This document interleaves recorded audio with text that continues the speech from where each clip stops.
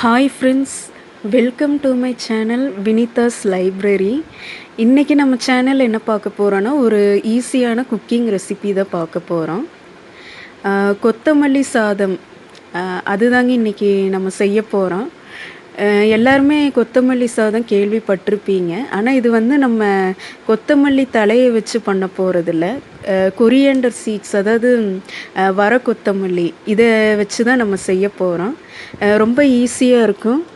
கண்டிப்பாக நீங்களும் ட்ரை பண்ணி பாருங்கள். வாங்க இப்போ வீடியோக்குள்ளே போகலாம். அதுக்கு முன்னாடி நம்ம சேனலை இப்போ தான் நீங்கள் முறையை பார்க்குறீங்க அப்படின்னா சப்ஸ்கிரைப் பண்ணிக்கோங்க. பக்கத்தால் இருக்கிற பெல் பட்டனை கிளிக் பண்ணி ஆல்ங்கிற ஆப்ஷனை கிளிக் பண்ணி வச்சுக்கோங்க. அப்போ தான் நான் அப்லோட் பண்ணுற வீடியோஸ் எல்லாம் உங்களுக்கு உடனுக்குடன் நோட்டிஃபிகேஷன்ஸாக வரும். வாங்க இப்போ வீடியோக்குள்ளே போகலாம். இப்போது முதல்ல அதுக்கு தேவையான பொருள் என்னென்னங்கிறது நம்ம இப்போ பார்த்துடலாம். ஓகே, ஃபஸ்ட்டு வந்து கொரியாண்டர் சீட்ஸ். இது வந்து பார்த்திங்கன்னா ஒரு 2 டேபிள் ஸ்பூன் எடுத்து வச்சுருக்கேன் வர கொத்தமல்லி. அதுக்கப்புறம் வரமிளகா 1, 2 டேபிள் ஸ்பூன் வர கொத்தமல்லி, வரமிளகா 1. அதுக்கப்புறம் பார்த்திங்கன்னா சாதம் நம்ம எப்பவும் வடிக்கிற நார்மல் அரிசி தான். ஸோ இது வந்து ஒரு 200 கிராம் நான் எடுத்து வச்சுருக்கேன். 200 கிராம் அரிசிக்கு 2 ஸ்பூன் வர கொத்தமல்லி, 1 வரமிளகா போதும். நீங்கள் எவ்வளோ அரிசி எடுக்கிறீங்களோ, எந்த அளவு சாதம் எடுக்கிறீங்களோ அந்த அளவுக்கு நீங்கள் இன்க்ரீடியன்ட்ஸ் எக்ஸ்ட்ரா ஆட் பண்ணிக்கோங்க. அதுக்கப்புறம் தேவையான அளவு கொத்தமல்லி தழை, அதுக்கப்புறம் கடுகு, உளுத்தம்பருப்பு தேவையான அளவு, அதுக்கப்புறம் கொஞ்சம் கருவேப்பிலை, அதுக்கப்புறம் எண்ணெய், அதுக்கப்புறம் பச்சை மிளகா வந்து ஒரே ஒரு பச்சை மிளகா எடுத்திருக்கேன். இது நான் எடுத்திருக்கிறது வந்து பெரிய சைஸு, அதனால் 1 எடுத்திருக்கேன். ஸோ உங்களுக்கு 200 கிராம் ரைஸுக்கு நீங்கள் வேணால் 2 பச்சை மிளகா கூட நீங்கள் சேர்த்துக்கலாம். ஓகே ஃப்ரெண்ட்ஸ், இதுதான் வந்து தேவையான இன்க்ரீடியன்ட்ஸ். இப்போ வாங்க எப்படி இதை ப்ரிப்பேர் பண்ணுறதுங்கிறது பார்க்கலாம். ஓகே, இப்போது ஸ்டவ் ஆன் பண்ணி கடாய் வச்சுக்கோங்க. இதில் 2 டேபிள் ஸ்பூன் வர கொத்தமல்லி, வரமிளகா 1 இது போட்டு நல்லா ஃப்ரை பண்ணிக்கோங்க. இது வந்து பார்த்திங்கன்னா கைவிடாமல் வதக்கிட்டே இருக்கணும். கொஞ்சம் விட்டிங்கன்னா கூட கருக ஆரம்பிச்சிடும். அதனால் கைவிடாமல் வதக்கிட்டே இருங்க. ஸ்டவ்வு வந்து சிம்மில் வச்சுக்கோங்க. ஸ்பீடில் வச்சிங்கன்னா கண்டிப்பாக கருகிறதுக்கான சான்சஸ் இருக்குது. அதனால் சிம்மில் வச்சு கைவிடாமல் வதக்கிக்கோங்க. கலர் சேஞ்ச் ஆகிறது நீங்கள் நல்லா பார்க்கலாம். முதல்ல இருந்ததுக்கும் இப்போ நம்ம வதக்கும் போது கலர் நல்லா சேஞ்ச் ஆகிட்டே வரும். பார்த்திங்கன்னா உங்களுக்கு வெடிக்க ஆரம்பிக்கும் வர கொத்தமல்லி. அப்போ தான் வந்து அந்த சீடு வந்து நல்லா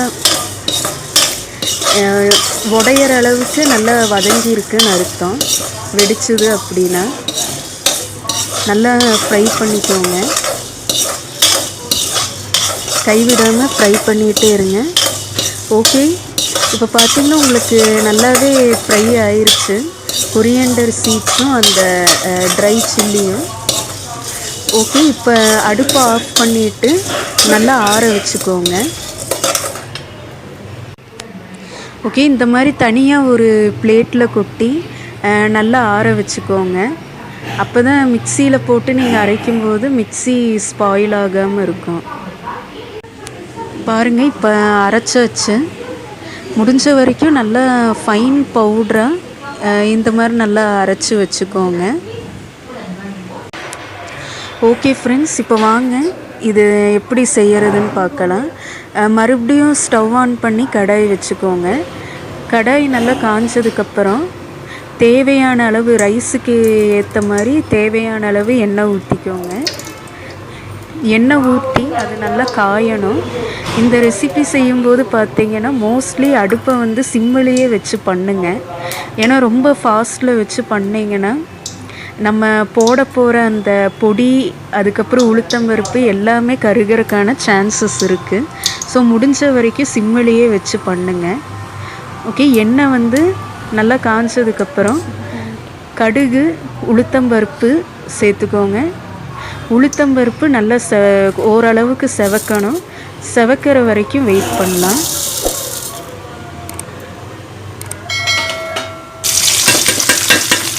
ஓகே, உளுத்தம்பருப்பு ஓரளவுக்கு செவந்துருச்சு. இப்போது கருவேப்பிலையும் நறுக்கி வச்சுருக்கிற பச்சை மிளகாயும் சேர்த்துக்கோங்க.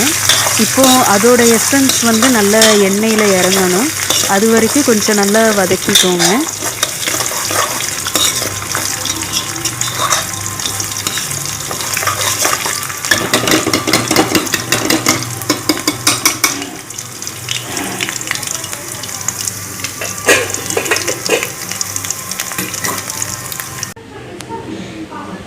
ஃப்ரெண்ட்ஸ், அதுக்கப்புறம் என்ன பண்ணணுன்னா, நம்ம இந்த அரைச்சி வச்சுருக்கோம் இல்லைங்களா, இந்த வர கொத்தமல்லி, வர மிளகா பொடி, இதையை வந்து எண்ணெயில் போட்டுக்கணும்.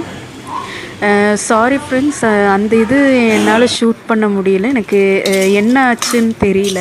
அது ரெக்கார்ட் ஆகாமல் போயிடுச்சு. சாரி. என்ன பண்ணணுன்னா, அந்த பொடியை போட்டுக்கோங்க. எண்ணெயில் நல்லா ஃப்ரை பண்ணிக்கோங்க. அதுக்குன்னு ரொம்ப பேர்ன் பண்ண விட்டுறாதீங்க. ஓரளவுக்கு எண்ணெயில் போட்டு கொஞ்சம் அது கலர் சேஞ்ச் ஆனதுக்கப்புறம் நம்ம எடுத்து வச்சுருக்கிற இந்த 200 கிராம் நார்மல் அரிசி, இது நார்மல் சாதம், இதை போட்டு நல்லா கிளறிக்கோங்க. கொத்தமல்லி தழை சேர்த்து, பொடியை நறுக்கி வச்ச கொத்தமல்லி தழை சேர்த்து நல்லா கிளறிக்கோங்க. என்னடா இந்த ரெசிபி பார்க்குறக்கு ரொம்ப சிம்பிளாக இருக்குதுன்னு நினைக்காதீங்க. ஸோ கொத்தமல்லி சட்னி செஞ்சு அதே சாதத்தில் போட்டு பிசைஞ்சு சாப்பிட்ருப்பீங்க. பட் இது வந்து நம்ம வர கொத்தமல்லியை வச்சு பண்ணுறோம். ஸோ இது கொஞ்சம் டிஃப்ரெண்ட்டாக இருக்கும். இன்னொன்று, இதில் வந்து நம்ம ஆனியன், டொமேட்டோ, டேமரிண்டு அந்த மாதிரிலாம் நம்ம எதுவுமே சேர்க்கல. வெங்காயமே இல்லாமல் நம்ம இந்த ரெசிபி வந்து நம்ம பண்ணிகிட்ருக்கோம். ஸோ கண்டிப்பாக இது வந்து நல்லா தான் இருக்கும். ஸோ கண்டிப்பாக நீங்கள் ட்ரை பண்ணி பாருங்கள். இதில் வந்து நம்ம இந்த உளுத்தம்பருப்பு எல்லாம் சேர்க்கறதுனால கண்டிப்பாக நல்லா இருக்கும். ஓகே, இப்போ உங்களுக்கு நல்லாவே டிஃப்ரென்ஸ் தெரியும். நல்லாவே அந்த கொரியாண்டர் சீட்ஸ் கூட சாதம் வந்து நல்லாவே மிக்ஸ் ஆயிடுச்சு. பாருங்கள், உங்களுக்கு நல்லா தெரியும். எல்லாமே நல்லா மிக்ஸ் ஆகி ரெடி ஆயிடுச்சு. இப்போ வாங்க சர்வ் பண்ணிடலாம். பாருங்கள் ஃப்ரெண்ட்ஸ், நம்மளோட கொத்தமல்லி சாதம் வந்து ரெடி ஆயிடுச்சு. உங்களுக்கு பார்க்குறக்கு ரொம்ப சாதாரணமாக தான் இருக்கும். நீங்கள் செஞ்சு பார்த்துட்டு உங்களோட கமெண்ட்ஸு சொல்லுங்கள். மேலோட்டமாக வச்சு சொல்லாதீங்க. இது வந்து பார்த்திங்கன்னா, இப்போ நான் சொன்னேன் இல்லையா, அந்த 2 ஸ்பூன் வர கொத்தமல்லி, 1 வரமிளகா, இது வந்து உங்களுக்கு தேவையான அளவு எவ்வளோ வேணாலும் நீங்கள் வறுத்து தனியாக அரைச்சி கூட வச்சுக்கலாம். அரைச்சி வச்சுட்டு உங்களுக்கு டக்குன்னு ஏதாவது ஒரு வெரைட்டி ரைஸ் செஞ்சு சாப்பிட்ணும் போல் இருக்குது அப்படின்னா நீங்கள் கண்டிப்பாக இந்த ரைஸ் வந்து நீங்கள் ட்ரை பண்ணலாம். ஆனியன் வந்து இல்லை, தீந்து போச்சு, டொமேட்டோ இல்லை, தீந்துருச்சு, அந்த மாதிரி சமயத்தில் இந்த ரெசிபி நீங்கள் கண்டிப்பாக ட்ரை பண்ணி பாருங்கள். எல்லாருக்குமே ரொம்ப பிடிக்கும். ஓகே ஃப்ரெண்ட்ஸ், இன்றைக்கி நம்ம செஞ்ச இந்த ரெசிபி உங்களுக்கு பிடிச்சிருக்குன்னு நினைக்கிறேன். கண்டிப்பாக வீட்டில் ட்ரை பண்ணி பாருங்கள். இந்த வீடியோ உங்களுக்கு பிடிச்சிருந்ததுன்னா லைக் பண்ணுங்கள், ஷேர் பண்ணுங்கள், கமெண்ட் பண்ணுங்கள். அதை விட முக்கியமாக சப்ஸ்கிரைப் பண்ணுங்கள். அப்போ தான் நான் உடனுக்குடன் அப்லோட் பண்ணுற நோட்டிஃபிகேஷன்ஸ் வரும். ஓகே ஃப்ரெண்ட்ஸ், பாய்.